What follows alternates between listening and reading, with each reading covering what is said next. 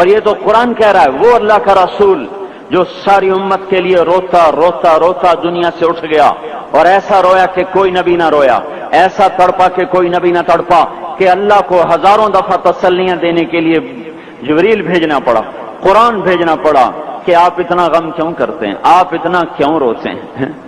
ایک دفعہ میں نے وہ آیات جمع کی تھی جن میں اللہ تعالیٰ نے اپنے نبی کو تسلی دی ہے، وہ اتنی بن گئی کہ ان کو لکھنا مشکل ہوگا میرے لیے۔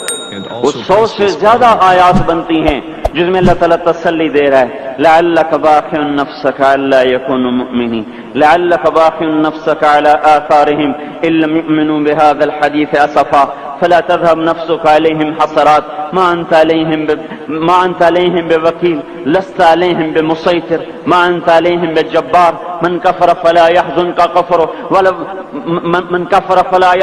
كفره ولقد نعلم أنك يضيق صدرك بما يقولون۔ اس قسم کی آیات جن میں اللہ کہہ رہا ہے میرے حبیب اتنا غم نہ کر، اتنا غم نہ کر، اس قدر غمگین اپنی امت کے لیے۔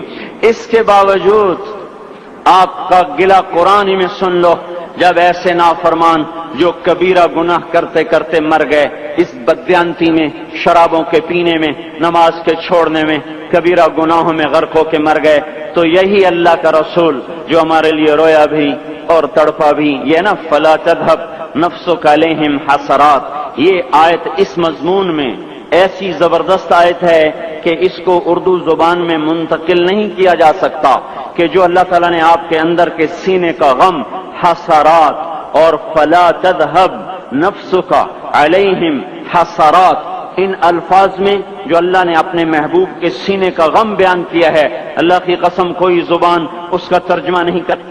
قیامت کے دن جب دیکھے گا ہماری نافرمانیاں تو کہے گا یا رب ان قوم اتخذوا هذا القرآن مہجورا، اے میرے مولا یہی ہے میری وہ امت جس نے میرے قرآن کو چھوڑ دیا، میرے قرآن نے پکارا مسجد میں آؤ، انہوں نے مسجدوں کی راہیں چھوڑ دیں۔ مجھے بتاؤ یہ اتنا مجمع کہاں سے آ گیا ہے؟ یہ اس میں سے 1/3 باہر سے آیا ہوگا، یہ 2/3 تو سارا گلستان کالونی کا ہے۔ ان کے قدم باقی 5 نمازوں میں کیوں نہیں اٹھتے؟ یہ کہاں چلے جاتے ہیں؟ کیا یہ اللہ کی دھرتی پہ 8 دن نہیں رہتے؟ کیا یہ صرف 8ویں دن اللہ کا رزق کھاتے ہیں؟ کیا یہ صرف 8ویں دن اللہ کا پانی پیتے ہیں؟ کیا یہ صرف 8ویں دن اللہ کی ہوا کے ٹنوں ٹن اپنے پھیپھڑوں میں لے جاتے ہیں؟ کیا یہ صرف 8ویں دن اللہ کے دیے ہوئے نور سے دیکھتے ہیں؟ کیا یہ صرف 8ویں دن اپنے کانوں سے سنتے ہیں؟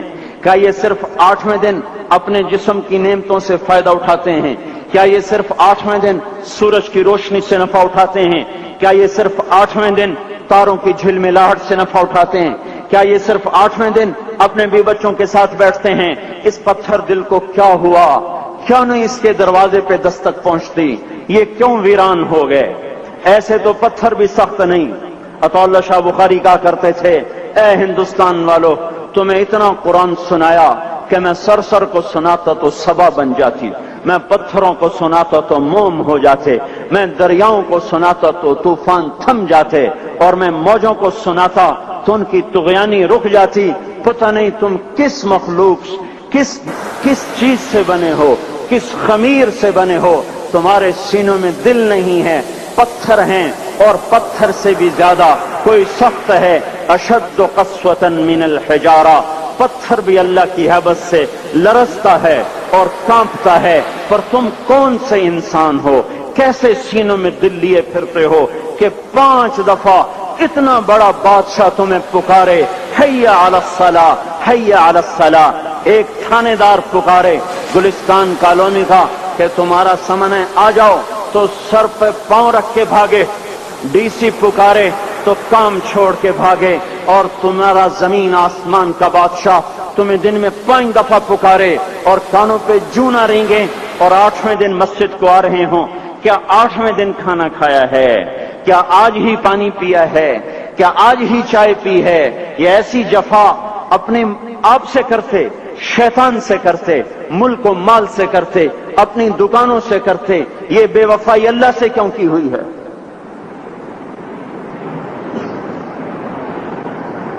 جس زمین پہ سجدہ نہ ادا ہو، اس سے بڑا بھی کوئی جرم ہے؟ زنا کرنے کو گناہ سمجھتے ہیں، نماز کا چھوڑ دینا زنا سے بڑا جرم ہے۔ رشوت کھانے کو گناہ سمجھتے ہیں، نماز کا چھوڑ دینا رشوت کھانے سے بڑا جرم ہے۔ قتل کرنا بڑا گناہ سمجھتے ہیں، نماز کا چھوڑ دینا قتل سے بڑا جرم ہے۔ سجدے ہی کا تو انکار کیا تھا شیطان نے کوئی زنا کیا تھا، کوئی قتل کیا تھا، کوئی شراب پی تھی، کوئی جوا کھیلا تھا، کیا کیا تھا؟ کوئی شرک کیا تھا۔ شیطان سجدے کا انکاری ہوا، ایک سجدے کا انکار کر کے وہ ہمیشہ کے لیے مردود ہو گیا۔ اس مسلمان کو ہوش نہیں ہے جو روزانہ دن میں 5 دفعہ 20 سجدوں کا انکار کیے بیٹھا ہوا ہے، اور پھر آرام سے روٹی کھاتا ہے، آرام سے چائے پیتا ہے، اور آرام سے کہے لگاتا ہے، اور آرام سے اخبار پڑھتا ہے، آرام سے بیوی کے پہلو میں لیٹتا ہے۔ ایک سجدے کا انکار ہو کر شیطان ہمیشہ کے لیے مردود ہوا۔ جس نے فجر کا انکار کیا سجدوں کا، پھر ظہر کے سجدوں کا مذاق اڑایا، پھر عصر کا مذاق اڑایا، پھر مغرب اور عشاء کا مذاق اڑایا۔ گھر میں نماز پڑھنا بھی چلو نہ پڑھنے سے تو بہتر ہے، پر یہ بھی نماز کا مذاق ہی ہے۔ اور 8ویں دن سر پہ ٹوپی رکھ کے آیا۔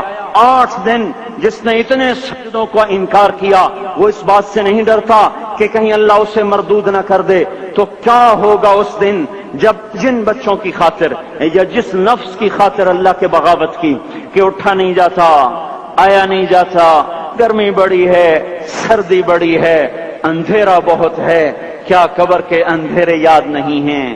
کیا قبر کی گرمی یاد نہیں ہے؟ کیا جہنم کی آگ بھول گئے؟ کیا جہنم کے عذاب بھول گئے؟ کیا جنت کی نعمتیں بھول گئے؟ وہ اللہ کا کلام بھول گئے، وہ اللہ کا دیدار بھول گئے، وہ اللہ سے ملاقات بھول گئے، وہ محبوب خدا کی محفل بھول گئے۔ یہ کیسا اسلام ہے؟ یہ کیسے پتھر دل ہیں جو کمانے میں تو ایسے مست ہوئے کہ ہوش نہیں، اور جب اللہ بلائے تو ایسے غافل ہو جائیں، نہ بوڑھے پر جوں رہیں گے، نہ جوان کو ہوش آئے، نہ کسی عورت کو ہوش آئے، نہ کسی مرد کو ہوش آئے، نہ بازار بند ہوں۔ ارے میرے بھائیو، حکومت سے پیسہ بچانے کے لیے ہڑتالیں کی، 20 دن بازار نہ کھولے، نماز کے لیے اگر دکانیں بند کرتے تو آج اللہ تعالیٰ آپ کو ہر ظالم سے باہر نکال دیتا۔ کوئی ظالم نہ آپ کے مال پہ ہاتھ ڈالتا، نہ آپ کی عزت و آبرو پہ ہاتھ ڈالتا۔ دن دہاڑے ڈاکے پڑے، کیوں پڑے؟ کہ ہم باغی ہو گئے، ہم نے اللہ سے بغاوت کر دی۔ کیا جمعے کے دن صرف اللہ بلاتا ہے؟ یہ جمعے میں اتنے کیوں آتے ہیں اور باقی دنوں میں کیوں نہیں آتے؟ یہ کیسی وفا ہے؟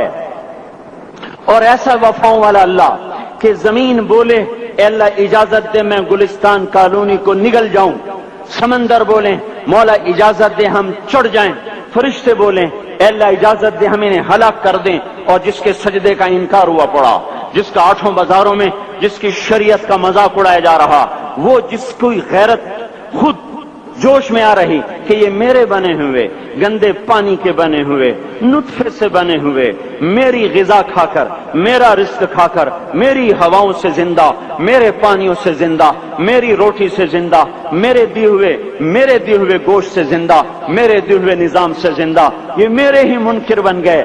1500 روپے کا ملازم آپ کو چائے کی پیالی نہ دے تو آپ کہتے چل چھٹی کر، ہم کوئی اور رکھیں گے۔ اور جس نے اتنا بڑا وجود بخشا، آنکھوں میں چراغ جلائے، کانوں میں فون لگائے، دماغ میں برقی روئیں دوڑائیں، دل کو دھڑکایا، سارے بدن کے تک خون پہنچانے کا نظام چلایا، پھیپھڑوں کی فیکٹریاں چلائیں، رگوں میں خون پہنچایا، ہڈیوں کو غذا پہنچائی اور آنکھوں کو غذا پہنچائی، بالوں کو غذا پہنچائی، زبان کو بولنے کی طاقت دی، دانتوں کو کاٹنے کی طاقت دی، دو وہاں نالیاں لگائیں، سانس کی الگ کر دی اور معدے کی الگ کر دی، اور وہاں پردہ لگایا، جو غذا منہ میں جائے تو معدہ کھل جائے اور پھیپھڑے کی طرف جانے والی نالی رک جائے۔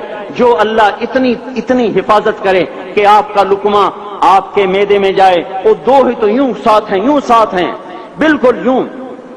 ایک ساتھ، اور وہ اللہ اتنی طاقت والا کہ سانس کی نالی بند کرے اور معدے کی نالی کا منہ کھولے اور غذا کو منہ میں سے گزار کر وہ معدے میں پہنچائے، پھر ایک زبردست طاقتور نظام چلائے، اس کو توڑ کے آنتوں میں پہنچائے، پھر کروڑوں قسم کی فیکٹریوں کو حرکت دے اور اس میں سے خون کو کھینچے، غذاؤں کو کھینچے، پھیپھڑے کو غذا، خون کو غذا، خون خود غذا لے کے چل رہا، آنتوں کو غذا، دماغ کو غذا، ہڈیوں کو غذا، ناخن کو غذا، ایک ناخن کھینچ لے تو ہم کیا کریں؟ کیا میرے مولا کا نظام ہے؟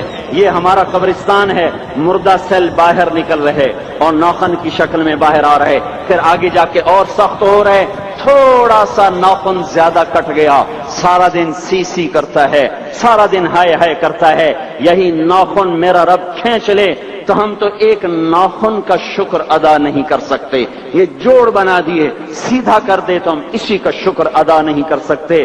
میرے بھائیوں، یہ سب کچھ کر کے پھر ہم اللہ کے باغی ہو جائیں، ہے کوئی عقل میں آنے والی بات؟